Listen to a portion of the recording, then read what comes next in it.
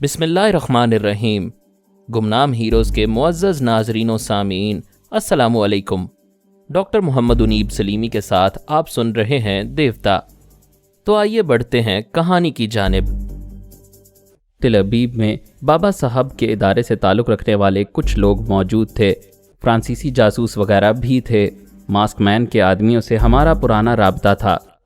ہم نے ان سب کو ڈیوٹی پر لگا دیا تھا کہ وہ جاسوسی کریں اور ہمیں بتائیں کہ کون افسر گھر میں بیٹھا ہوا ہے اور جنازے میں شریک نہیں ہو رہا ہے۔ ہمارے تمام آدمی ٹیلی فون کے پاس بیٹھ گئے تھے اور ریسیور اٹھا کر مختلف نمبر ڈائل کرتے جاتے تھے۔ جن افسران کے نمبر انہیں معلوم تھے وہ ان سے رابطہ قائم کرتے تھے۔ ہم ان کے دماغ میں پہنچ کر دوسرے افسران کے ٹیلی فون نمبر معلوم کر کے انہیں نوٹ کرا دیتے تھے۔ اس طرح ہم تمام لوگوں تک پہنچتے جا رہے تھے۔ ان میں ایسے اعلیٰ حکام اور دیگر عہدیداران تھے جو سر عام نکر اور بنیان پہن کر ننگے پیر چلنا نہیں چاہتے تھے۔ وہ ہمیشہ عمدہ سوٹ، مہنگے جوتے اور مہنگی گاڑی میں دیکھے جاتے تھے۔ کبھی ننگے پاؤں چلنے کا تصور بھی نہیں کر سکتے تھے۔ عام آدمیوں کی سطح پر آنا ان کی توہین تھی۔ ایسے چند اعلیٰ عہدیداران چھپ کر گھروں میں بیٹھے ہوئے تھے۔ انہیں یقین تھا کہ ان کی آواز کبھی فرہاد یا دوسرے ٹیلی پیتھی جاننے والوں تک نہیں پہنچی ہے، لہٰذا کوئی ان کے دماغ تک نہیں پہنچے گا۔ وہ گھروں میں چھپ کر فون اٹینڈ نہیں کر رہے تھے۔ ان کے ملازم یا ان کی عورتیں ریسیور اٹھا کر پوچھتی تھیں، کون ہے، کس سے ملنا ہے، صاحب جنازے میں شریک ہونے گئے ہیں۔ یہ جھوٹ دوسروں کے سامنے چل سکتا تھا، مگر ہم ان کے دماغوں میں پہنچ کر معلوم کر لیتے تھے کہ صاحب کہاں چھپے ہوئے ہیں۔ ہم نے ایسے چھپنے والوں کے پاس پہنچ کر کہا، فوراً کپڑے اتارو، نکر اور بنیان پہن کر باہر نکلو۔ وہ گڑ گڑا کر ہاتھ جوڑ کر کہہ رہے تھے، ہمیں معاف کر دو، اس طرح سر عام ہمیں ذلیل نہ کرو۔ ہم نے انہیں گڑ گڑانے کے لیے آزاد چھوڑ دیا، لیکن ان کے ہاتھ بے اختیار لباس اتار رہے تھے۔ پھر وہ دیکھتے ہی دیکھتے نکر اور بنیان پہن کر ننگے پاؤں باہر نکل آئے۔ پھر چیخ چیخ کر کہنے لگے، ہائے شیبہ۔ ان میں سے کسی نے دیوار سے سر ٹکرایا، کسی نے درخت سے سر ٹکرایا، کوئی دوڑتا ہوا سڑک پر آیا۔ پھر دونوں ہاتھ ہلا ہلا کر چیخ چیخ کر کہنے لگا، یہاں سے شیبہ کا جنازہ گزرا اور میں شریک نہ ہوا، میں کتنا بد نصیب ہوں، ہائے شیبہ، ہائے شیبہ۔ وہ ایسا کہتے تھے اور سڑک پر جھک کر اپنا سر پٹکتے تھے، پھر اٹھ کر بھاگتے جاتے تھے تاکہ جنازے میں شریک ہو سکیں۔ ہم نے ان تمام چھپنے والوں کو اسی طرح دوڑاتے ہوئے اور ماتم کراتے ہوئے قبرستان تک پہنچایا۔ وہاں جتنے بڑے بڑے افسران اور ان کے اعلیٰ حکام موجود تھے، انہوں نے حیرت اور عبرت سے انہیں دیکھا۔ وہ ہائے شیبہ کہہ کر سڑکوں پر سر پٹخ پٹخ کر آ رہے تھے، لہٰذا لہو لہان ہو گئے تھے۔ ہانپتے کانپتے کہہ رہے تھے، ہمیں سزا مل رہی ہے، ہماری طرح کوئی اس خوش فہمی میں مبتلا نہ رہے کہ ٹیلی پیتھی جاننے والے کسی کے دماغ میں نہیں پہنچتے ہیں، وہ پہنچ جاتے ہیں، وہ قبر میں بھی پیچھا نہیں چھوڑیں گے۔ جو افسران جنازے میں شریک نہیں ہوئے اور ابھی تک چھپے بیٹھے ہیں، وہ جلد ہی ٹیلی پیتھی کی زد میں آئیں گے اور عبرت ناک سزائیں پائیں گے۔ یہ باتیں ان لوگوں تک پہنچی ہوں گی جو اب تک ہم سے چھپنے میں کامیاب رہے تھے، لیکن اب دہشت میں مبتلا رہیں گے۔ اس رات ہم نے 3 ایسے افسران تک رسائی حاصل کی جو قبرستان نہیں گئے تھے، اور نہ جانے والوں کو جو سزائیں دی تھیں ان کے متعلق سن کر دہشت میں مبتلا تھے۔ اپنے خوف کو کم کرنے کے لیے بوتل کھول کر پی رہے تھے۔ ہم نے ان کے ہاتھ سے ایک ایک پرچی لکھوائی۔ انہوں نے لکھا، ہم نے ٹیلی پیتھی جاننے والوں کے احکامات کی تعمیل نہیں کی، نہ شیبہ کے جنازے میں شریک ہوئے اور نہ ہی شراب کے بغیر رہ سکے۔ ہمیں سزا ملنی چاہیے چونکہ بوتل کھول چکے ہیں، لہٰذا اب ہم گلاس میں ڈال کر نہیں بلکہ منہ سے لگا کر پوری بوتل پیٹ میں اتار لیں گے، نتیجہ خواہ کچھ ہو۔ میں، رسونتی، آرمر 3 ایسے افسران کے دماغوں پر قابض تھے اور ان کے منہ سے بوتل لگا چکے تھے۔ وہ گٹ گٹ پیتے جا رہے تھے، پینا نہیں چاہتے تھے مگر ہم زبردستی ان کے حلق میں ٹھونس رہے تھے۔ نتیجہ یہ ہوا کہ شراب ان کے ناک کے نتنوں، آنکھوں سے اور کانوں سے نکلنے لگی۔ دیکھتے ہی دیکھتے ان کا دم گھٹ کر رہ گیا۔ ہم نے دوسرے افسران کو اطلاع دے دی تھی اور کہا، جاؤ ان 3 افسران کا انجام دیکھ لو جنہوں نے ہمارے احکامات کی تعمیل نہیں کی تھی۔ پہلے دن کچھ لوگوں نے من مانی کی، انہیں اس کی سزا بھی ملی۔ پھر دوسرے دن سب ٹھیک ہو گئے، جیسا ہم کہہ چکے تھے وہ ویسا کرتے گئے۔ لیکن انہوں نے بڑے بڑے ممالک سے اپیل کی کہ وہ فرانس کی حکومت پر دباؤ ڈالیں اور فرانس کی حکومت فرہاد کو سمجھائے کہ وہ یہودی معززین کو یوں بے عزت نہ کرے۔ شیبا نے خودکشی کی ہے، وہ اس کی موت کے ذمہ دار نہیں۔ میں نے ان سب سے کہہ دیا، شیبا کا کیس ٹیلیپیتھی جاننے والوں کی عدالت میں ہے، اور ٹیلیپیتھی جاننے والے سچ اور جھوٹ کو صاف طور پر پڑھ لیتے ہیں، لہٰذا کوئی ہمارے معاملات میں مداخلت نہ کرے۔ سپر ماسٹر کی طرف سے کہا گیا، سمجھوتا کرانا ہمارا فرض ہے، ہم معاملات میں مداخلت نہیں کریں گے، لیکن ہماری خواہش ہے کہ آپ اپنی چند شرائط پر انہیں معاف کر دیں۔ ماسک مین کے ملک سے بھی یہی سفارش کی گئی۔ میں نے کہا، ایک ہی شرط ہے، اور وہ یہ کہ بلائنڈ کلب کے تمام ممبران میرے سامنے بے نقاب کیے جائیں۔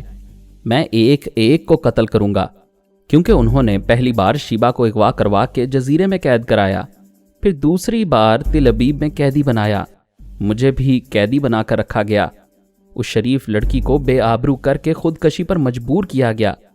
یہ ساری پلاننگ بلائنڈ کلب والوں کی تھی۔ میں ان میں سے کسی کو زندہ نہیں چھوڑوں گا۔ جب تک وہ میرے سامنے بے نقاب نہیں ہوں گے، میں اسرائیلی حکام کو سکون سے بیٹھنے نہیں دوں گا۔ میرا یہ مطالبہ ان کے لیے قابل قبول نہیں ہو سکتا تھا۔ ان کا یہی ایک شعبہ ایسا تھا جو ٹیلیپیتھی جاننے والوں سے محفوظ تھا۔ انہوں نے کہا، ہمیں سوچنے کے لیے 24 گھنٹے کی مہلت دی جائے۔ میں 24 سال کی مہلت دے سکتا ہوں، لیکن ان 7 دنوں تک وہی ہوتا رہے گا جو میں کہہ چکا ہوں۔ میری یہ شرط سن کر تمام بڑے ممالک خاموش ہو گئے۔ بلائنڈ کلب کے ممبران جو منصوبے بناتے تھے، وہ سیاسی طور پر ان بڑے ممالک کو بھی نقصان پہنچاتے تھے، لہٰذا ان کی بھی یہی خواہش تھی کہ وہ ممبران بے نقاب ہو جائیں۔ میری اس شرط کو مان لینے سے انہیں بھی فائدہ پہنچنے والا تھا۔ وہ 7 دن تک قہرن و جبرن میرے احکامات کی تعمیل کرتے رہے۔ 7ویں دن آمنہ جیسی ہاربر کے روپ میں وہاں پہنچ گئی۔ جیسی ہاربر کا شوہر چھوٹی کشتیاں سمندر میں لے جا کر مچھلیاں پکڑتا تھا۔ مچھلیاں پکڑنے کے لیے اس نے اور بھی ملازم رکھے ہوئے تھے۔ اس کا کاروبار اچھا چل رہا تھا، لیکن ان ماہی گیروں کو سمندر کے ساحلی علاقوں میں رہنے کی اجازت نہیں تھی۔ اسرائیل کے تمام مشرقی ساحلی علاقوں میں فوجیوں کا سخت پہرا رہتا تھا۔ ہاربر جیسے چند ماہی گیر جب مچھلیاں پکڑنے جاتے تو ان کی سختی سے چیکنگ ہوتی تھی۔ واپسی پر بھی انہیں سخت چیکنگ سے گزرنا پڑتا تھا۔ جیسی ایک آزاد بیوی کی حیثیت سے زندگی گزارتی تھی۔ ہاربر آدھی رات کو کشتیاں اور ماہی گیروں کی ٹیم لے کر سمندر میں جاتا تھا اور صبح 7 بجے واپس آتا تھا۔ ساحل سے 2 میل دور مچھلیوں کا تھوک بازار تھا۔ وہ 10-11 بجے تک مچھلیاں فروخت کر دیتا تھا۔ 12 بجے تک گھر واپس آتا تھا۔ جیسی اس کے لیے کھانا تیار کرتی تھی، اسے کھلاتی تھی، پھر وہ سو جاتا تھا۔ ہاربر چونکہ ہمارے ہی ادارے سے تعلق رکھتا تھا، اس لیے آمنہ کے آنے پر معمول بدل گیا تھا۔ اس نے کہہ دیا تھا، اگر کھانا تیار ملے گا تو ٹھیک ہے، ورنہ میں کہیں کھا لیا کروں گا، میری فکر نہ کرو، اپنا کام کرتی رہو۔ ساحلی علاقے میں کئی سرکاری عمارتیں ایسی تھیں جہاں مسلح فوجیوں کا پہرا رہتا تھا۔ آس پاس کی سڑکوں سے عام لوگوں کو گزرنے کی اجازت نہیں ہوتی تھی۔ آمنہ کا خیال تھا انہی سرکاری اداروں میں کوئی عمارت ایسی ہے جسے سرکاری فائلوں میں بلائنڈ کلب کا نام دیا گیا ہوگا اور وہ ممبران وہیں آتے ہوں گے۔ ان راستوں سے گزرنے والے جتنے بھی فوجی اور سول افسران تھے، آمنہ انہیں دور ہی دور سے تاڑنے لگی تھی۔ انہیں اچھی طرح پہچاننے کے بعد کسی ہوٹل یا کسی کلب میں ان سے ملاقات کرتی تھی، ان سے بات کرتی تھی، اور ہم ان کے دماغ میں پہنچ کر معلوم کرتے تھے کہ وہ کس شعبے سے تعلق رکھتے ہیں۔ ہمیں امید تھی اس طریقہ کار پر عمل کرتے ہوئے بہت جلد کسی بھی بلائنڈ کلب کے ممبر سے ٹکرا سکتے تھے۔ ادھر 7 دن پورے ہونے کے بعد تمام اعلیٰ افسران عہدے داران پوری طرح لباس اور جوتے پہننے لگے تھے اور اطمینان کا سانس لے رہے تھے۔ میں نے کہا، یہ اطمینان عارضی ہے، اب دوسری سزائیں شروع ہوں گی۔ اس سے قبل کہ وہ سزائیں سناؤں، اپنے سوال کا جواب چاہتا ہوں۔ تم لوگ بلائنڈ کلب کے ممبران کو بے نقاب کرو گے یا نہیں؟ مسٹر فرہاد، ہمیں تمہاری شرط منظور ہے۔ ہم ایک ممبر کو تم سے ملاتے ہیں، پہلے اس سے باتیں کر لو، چاہو تو اسے سزا دو، پھر دوسرے سے ملاقات کرائی جائے گی۔ اس نے ریسیور اٹھا کر نمبر ڈائل کیے، کسی سے رابطہ قائم ہوا، پھر اس نے کہا، مسٹر فرہاد تمہارے دماغ میں آنا چاہتے ہیں، دروازے کھول دو۔ اس نے کہا، میں اپنی آواز سنا رہا ہوں اور مسٹر فرہاد کو خوش آمدید کہہ رہا ہوں۔ میں نے اس کے دماغ میں پہنچ کر کہا، تمہارے خوش آمدید کہنے کا انداز ظاہر کرتا ہے کہ تمہیں میری انتقامی کارروائی کا کوئی خوف نہیں ہے۔ کیسی انتقامی کارروائی؟ تم زیادہ سے زیادہ مار ڈالنا چاہو گے۔ مرنا تو ہے، تمہیں بھی ایک دن مرنا ہے۔ ابھی ہو سکتا ہے چند ساتوں میں بازی پلٹ جائے، تم مر جاؤ اور میں زندہ رہ جاؤں۔ وہ بڑے پر یقین اور مستحکم لہجے میں یہ باتیں کر رہا تھا۔ میں نے کہا، تھوڑی دیر خاموش رہو، میں تمہارے دماغ کو ٹٹولنا چاہتا ہوں۔ اچھی طرح ٹٹول کر دیکھ لو، تمہیں میرے ذریعے دوسرے ممبران کا سراغ نہیں ملے گا، کیونکہ ہم ایک دوسرے کو کبھی نہ جانتے تھے، نہ جانتے ہیں، نہ جان سکیں گے۔ ہمارا طریقہ کار ایسا انوکھا ہے کہ تم یقین نہیں کرو گے۔ میں یقین کرتا ہوں، تمہارے طریقہ کار کے متعلق بہت کچھ معلوم کر چکا ہوں۔ مجھے بتاؤ، تم کن راستوں سے گزر کر بلائنڈ کلب کے اندر پہنچتے ہو؟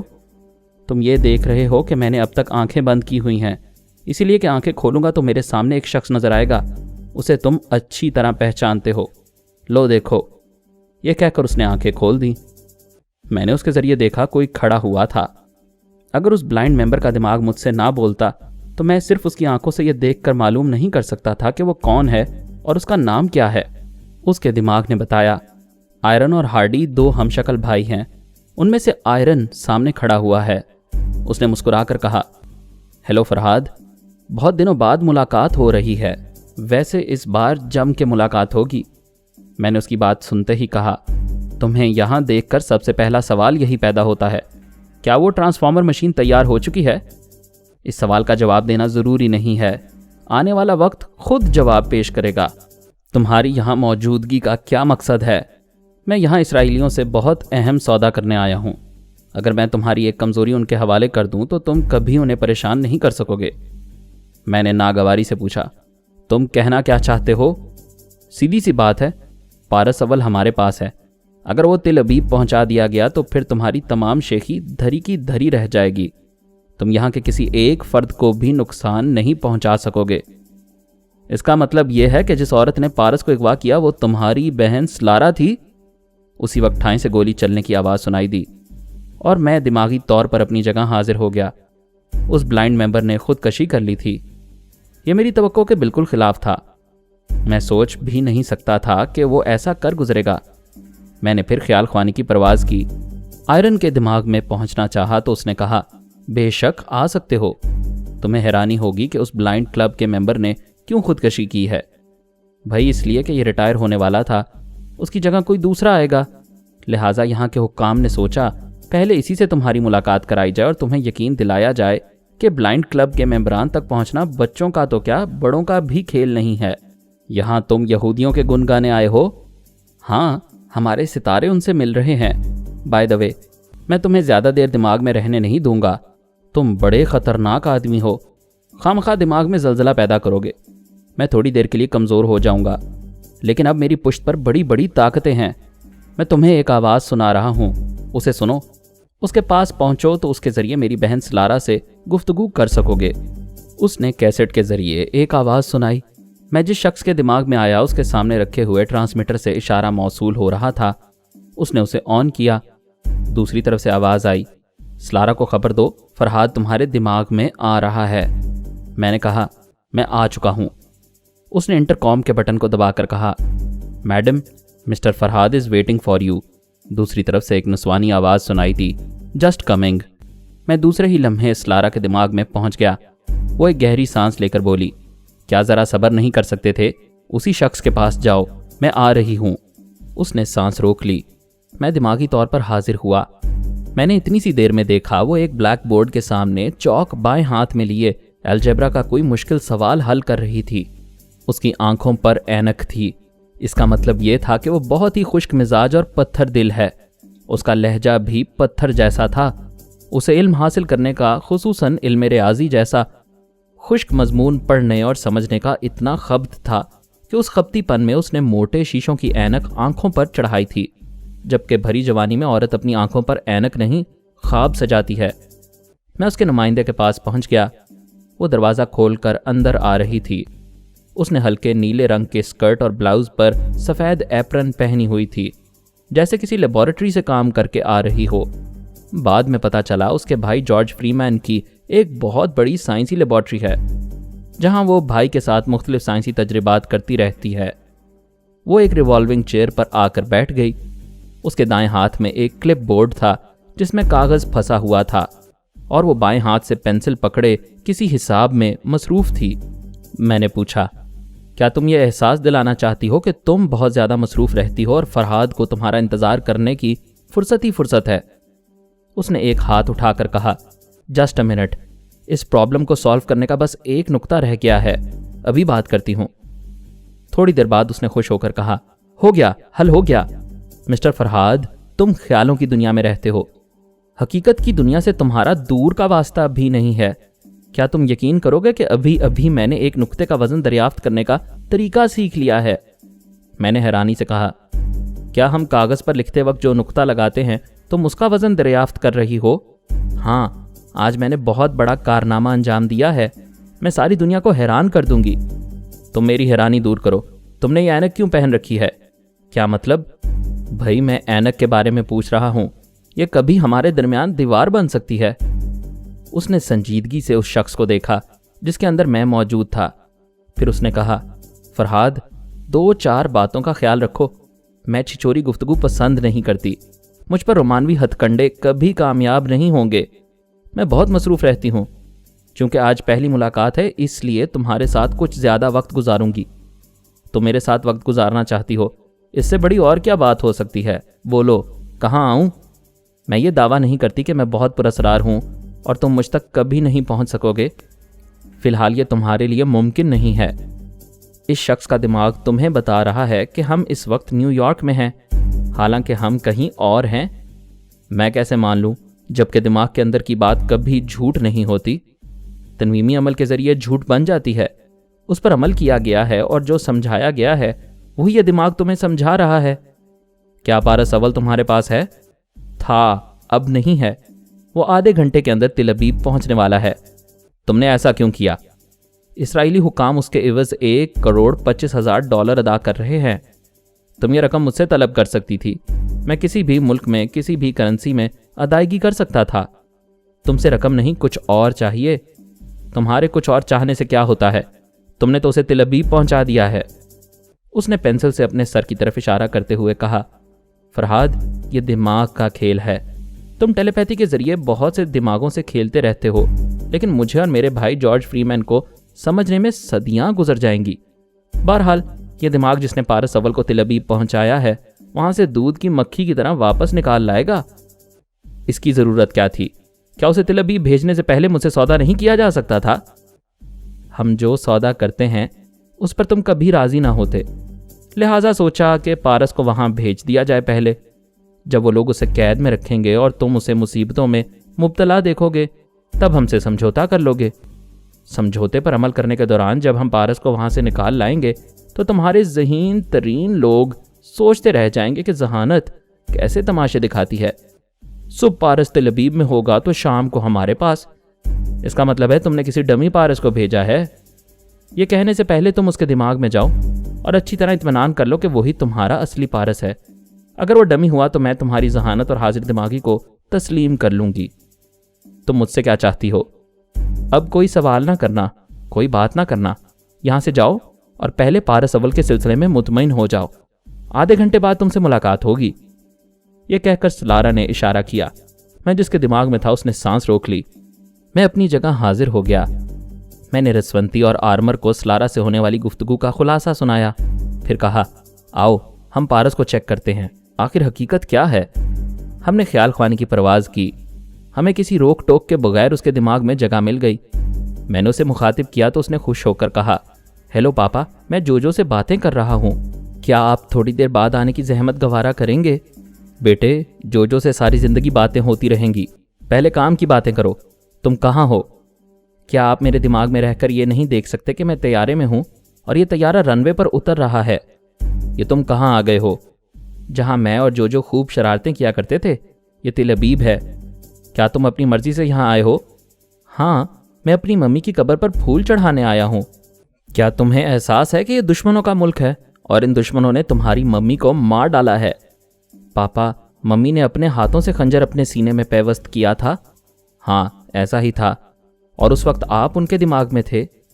ہاں، میں موجود تھا، لیکن اس نے بات کاٹ کر کہا، سوری پاپا، اس کے بعد لیکن کی گنجائش نہیں رہتی۔ صاف ظاہر ہے آپ نے ممی کو خودکشی کرنے پر مجبور کیا۔ یہ کیا کہہ رہے ہو تم؟ وہی جو دنیا آپ کے ڈر سے نہیں کہہ سکتی۔ جب آپ کو یقین ہو گیا کہ ممی اپنے ملک اور قوم کی وفادار ہیں اور ان کے مفاد کے لیے کام کرتی رہیں گی اور آپ کے اشاروں پر نہیں چلیں گی، تو آپ نے انہیں خودکشی پر مجبور کر دیا۔ میں نے بے بسی سے ایک گہری سانس لی، پھر پوچھا، تم پر تنویمی عمل کون کرتا ہے؟ Uncle Hardy. پھر تو کچھ کہنا ہی فضول ہے، تمہاری سمجھ میں نہیں آئے گا، جاؤ جو سے باتیں کرو، میں نے رسونتی سے کہا۔ دشمن اس کے معصوم دماغ میں ہمارے خلاف زہر بھر رہے ہیں۔ تم اور آرمر جو کو سمجھاؤ، وہ محبت سے پارس کو سمجھائے گی اور اس کے دماغ سے ہمارے خلاف زہر کو ختم کرے گی۔ کیا تم سمجھتے ہو جو کے کوشش کرنے سے تنویمی عمل کا اثر ختم ہو جائے گا؟ اثر ختم نہیں ہوگا، لیکن وہ جو کو بہت چاہتا ہے۔ اسے یقین ہونا چاہیے کہ جسے وہ سب سے زیادہ چاہتا ہے وہی اس کی بات سے متفق نہیں ہے۔ میں نے گھڑی دیکھی، ابھی سلارا کے پاس جانے کے لیے 15 منٹ باقی تھے۔ میں نے خود ہی جو کو مخاطب کیا، وہ پارس سے باتیں کر رہی تھی۔ میں نے کہا، بیٹی تھوڑی دیر کے لیے دماغی طور پر حاضر ہو جاؤ، پھر پارس کے پاس چلی جانا۔ وہ بولی، میں پارس سے باتیں کروں گی، آپ سے باتیں نہیں کروں گی، آپ بہت گندے ہیں، آپ نے ہماری ممی کو مار ڈالا ہے۔ وہ تو پارس کی دیوانی تھی، وہ اسے کیا سمجھاتی، خود اس کی باتوں کو حرف آخر سمجھتی تھی۔ میں نے رسونتی اور آرمر سے کہا، تم دونوں سمجھانے کی کوشش کرو، میں جا رہا ہوں۔ میں نے آمنہ کے پاس پہنچ کر کہا، تھوڑی دیر پہلے میں بلائنڈ کلب کے ایک ممبر تک پہنچ گیا تھا، حالانکہ اس سے دوسری باتیں ہوتی رہیں، لیکن میں نے اس کے دماغ سے اتنا ضرور معلوم کر لیا کہ وہ بلائنڈ کلب کہاں ہے۔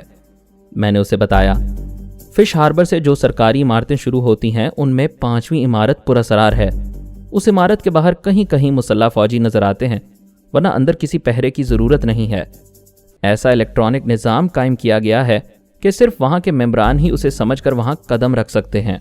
کوئی دوسرا قدم رکھے تو خطرے کی گھنٹیاں بجنے لگتی ہیں۔ پھر خودکار نظام کے تحت بجلی کی تاروں میں برقی رو دوڑنے لگتی ہے جو کسی بھی اجنبی کو جلا کر راکھ کر دیتی ہے۔ میں دور ہی سے ان ممبران کو دیکھوں گی اور کسی دوسرے طریقے سے رابطہ قائم کروں گی۔ میں نمائندے کے ذریعے سلارا کے پاس پہنچ گیا۔ میں نے اسے مخاطب کیا تو اس نے گھڑی دیکھتے ہوئے کہا، تم 25 منٹ لیٹ ہو گئے ہو، وقت کی پابندی کیا کرو۔ پہلے جب میں آیا تھا تو تم ایک نقطے کا وزن دریافت کرنے کا طریقہ معلوم کر رہی تھی۔ کیا اس وقت میرا وقت برباد نہیں ہو رہا تھا؟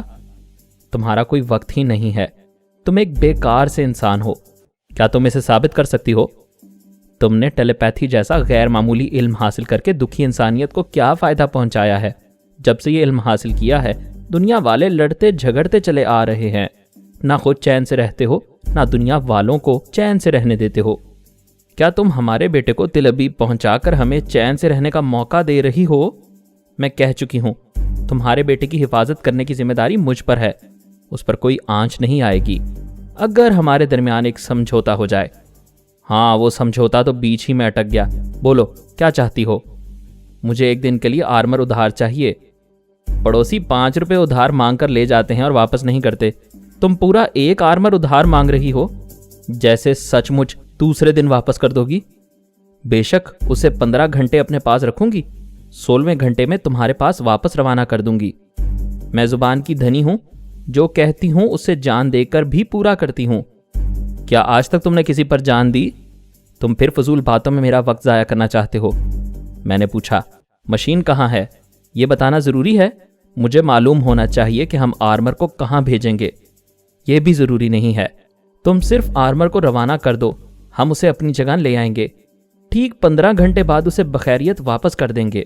تاش کی بازی ہو یا زندگی کی، میں اندھی چال نہیں چلتا۔ میں تمہیں بہت ذہین سمجھتا تھا۔ کیا تمہاری سمجھ میں اتنی سی بات نہیں آئی کہ ہم ایک پارس کو ہارنے کے بعد دوسرے آرمر کو ہارنا گوارا نہیں کریں گے؟ ایک وقت میں ایک ہی بازی ہاری جاتی ہے اور ہارنے والا دوسری بار محتاط ہو جاتا ہے۔ اس نے گہری سنجیدگی سے کہا، میں جانتی ہوں، اگر ہارنے والی کی زندگی داؤ پر لگی ہو تو وہ اندھی چال ضرور چلتا ہے۔ بے شک وہ بہت ذہین اور حاضر دماغ تھی، لیکن میں اس کی باتوں میں نہیں آ سکتا تھا۔ میں نے پوچھا، تم اس بات کی کیا ضمانت دے سکتی ہو؟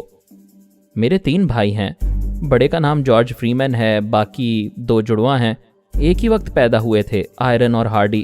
تم ان 3 بھائیوں میں سے کسی ایک کو اپنے پاس اس وقت تک رکھ سکتے ہو جب تک تمہیں پارس اور آرمر واپس نہ مل جائیں۔ میں نے پوچھا، یعنی یہ معاملہ 15 گھنٹے میں نمٹ جائے گا؟ ہاں، بولو منظور ہے؟ یہ تو بہت معمولی شرط ہے، پھر 15 گھنٹے والی بات تم بھی مان لو گی؟ بے شک میں مان رہی۔ وہ کہتے کہتے چونک گئی، پھر بولی، کیا مطلب؟ یہی کہ تم 15 گھنٹے کے لیے میرے پاس آؤ، میں آرمر کو روانہ کر دیتا ہوں۔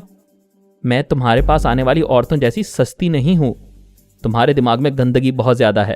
میں تمہیں بطور یرغمال بلا رہا ہوں اور تم سمجھ رہی ہو عشق فرماؤں گا۔ آخر تمہارے دل میں یہ چور کیوں ہے؟ تم اسے دل کا چور کہہ لو، لیکن جو بھی عورت تمہاری آوارگی سے واقف ہوگی وہ تمہارے قریب سے گزرنا بھی گوارا نہیں کرے گی۔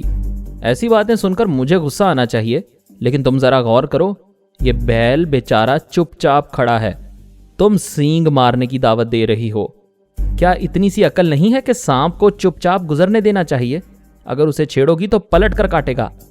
تم باتوں میں بہت وقت ضائع کرتے ہو۔ میں نہیں آؤں گی، میرے 3 بھائیوں میں سے کوئی آ جائے گا۔ بابا صاحب کے ادارے کی پاکیزگی سے ساری دنیا واقف ہے۔ کیا تم وہاں کے پاکیزہ ماحول میں 15 گھنٹے نہیں رہ سکو گی؟ میں نہیں آؤں گی۔ پاکیزہ ماحول میں نالی کا کیڑا مر جاتا ہے۔ کیا تمہیں اسی بات کا ڈر ہے؟ کیا تم کام کی بات نہیں کرو گے؟ کام کی بات ہو چکی ہے، تم آؤ گی تو آرمر یہاں سے جائے گا۔ وہ ناگواری سے بولی، تم میرے پیچھے کیوں پڑ گئے ہو؟ تم 3 بھائیوں کی ایک بہن ہو، ان کی غیرت ہو، ان کے لیے اہم ہو۔ کسی اہم چیز کو ہی ضمانت کے طور پر رکھا جاتا ہے۔ میں کہہ چکی ہوں، 3 بھائیوں میں سے کسی ایک کو بلا کر اپنے پاس رکھ سکتے ہو۔ میری یہ بات منظور ہو تو میرے اس معمول کے پاس آنا، مجھے خبر ہو جائے گی۔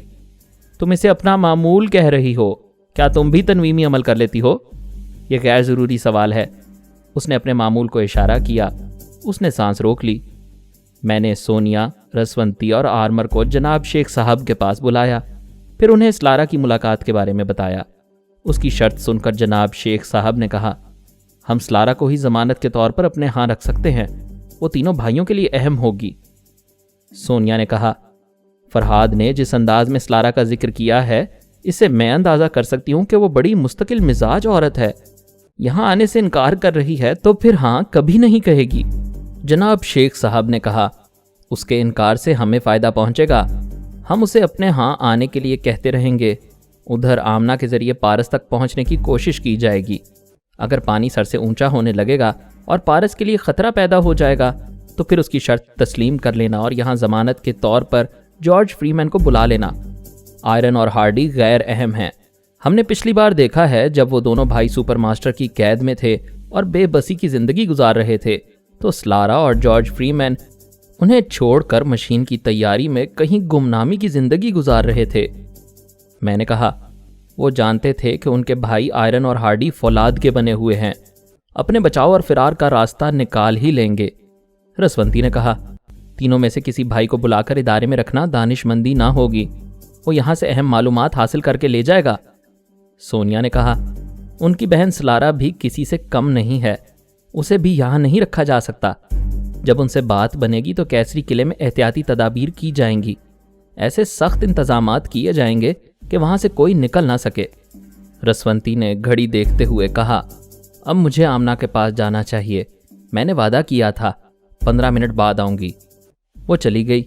آرمر نے کہا، میں جوجو کو سمجھا رہا ہوں، وہ پارس کے بعد مجھ سے زیادہ متاثر ہے، میری باتوں کو جھوٹ نہیں سمجھتی، اسی لیے یقین کر رہی ہے، مگر پارس کے پاس پہنچتی ہے تو پھر اس کا دماغ پھر جاتا ہے۔ میں نے کہا، تم ابھی جوجو کے پاس رہو، اس سے باتیں کرو تاکہ وہ خیال خوانی کے ذریعے پارس کے پاس نہ پہنچے، میں ایک چال اور چلتا ہوں۔ یہ کہہ کر میں نے پارس کو مخاطب کیا۔ اس نے کہا، ہیلو پاپا۔ میں نے کہا، تمہیں پتا ہے اسرائیلی حکام نے تمہاری قیمت $1,25,00,000 ادا کی ہے، سلارہ اور جارج فری مین نے تمہیں بیچ دیا ہے۔ پاپا ذرا سوچ کر یہ تو بتائیے، آج تک کسی بچے کی قیمت اتنی لگائی گئی ہے؟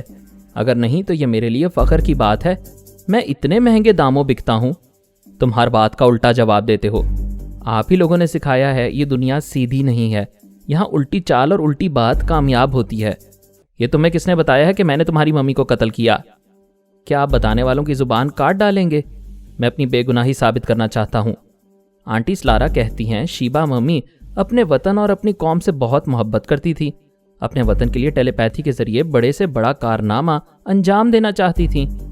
یہ بات فرحاد علی تیمور کو پسند نہیں تھی، لہٰذا اس نے موقع پا کر اسے خودکشی پر مجبور کر دیا۔ کیا کسی کے صرف کہہ دینے سے میں قاتل بن جاؤں گا؟ کیا تم نہیں جانتے شیبا کٹر یہودی نہیں تھی؟ اگر ہوتی تو وہ تمہیں 5 برس کی عمر سے پال رہی تھی، تمہیں بھی یہودیت کی تعلیم دیتی۔ اس نے تمہیں اس لیے سینے سے لگایا کہ تم میرے بیٹے ہو، تمہیں اس لیے بھرپور ممتا دی کہ میں اسے بھرپور محبت کرتا تھا۔ جو عورت تمہیں ماں کا پیار دے، کیا میں اسے قتل کر سکتا ہوں؟ آنٹی سلارا کہہ رہی تھیں، آپ اسی طرح لچھے دار باتیں بنا کر مجھے بہکانے کی کوشش کریں گے؟ میں تمہارے ساتھ وقت ضائع کر رہا ہوں، تم تنویمی عمل کے زیر اثر ہو۔ بہرحال میں تمہیں ایک وارننگ دیتا ہوں، اگر تم نے جوجو کو ہمارے خلاف بھڑکایا یا اس کے سامنے مجھے قاتل کہا تو میں جوجو پر تنویمی عمل کر کے اس کی ٹیلی پیتھی کی صلاحیتیں ختم کر دوں گا، پھر وہ تم سے رابطہ قائم نہیں کر سکے گی۔ اوہ نو پاپا، آپ ایسا ظلم نہیں کریں گے۔ جب میں ظالم ہی ٹھہرا تمہاری ماں کا قاتل کہلایا تو تمہاری جوجو کو بھی چھین سکتا ہوں۔ مزید اقساط سننے کے لیے ہمارے چینل کا سبسکرائبر بنیں اور ساتھ ہی بیل آئیکن کو کلک کریں تاکہ آپ کو ہر آنے والی نئی ویڈیو کی نوٹیفیکیشن ملتی رہے۔ ہماری ویڈیوز کو لائک اور شیئر کریں اور ہمیں اپنی دعاؤں میں یاد رکھیے گا۔ ISI اور پاک آرمی زندہ باد، پاکستان پائندہ باد۔ ہم پھر ملیں گے انشاءاللہ ایک نئی قسط کے ساتھ، تب تک کے لیے اللہ حافظ۔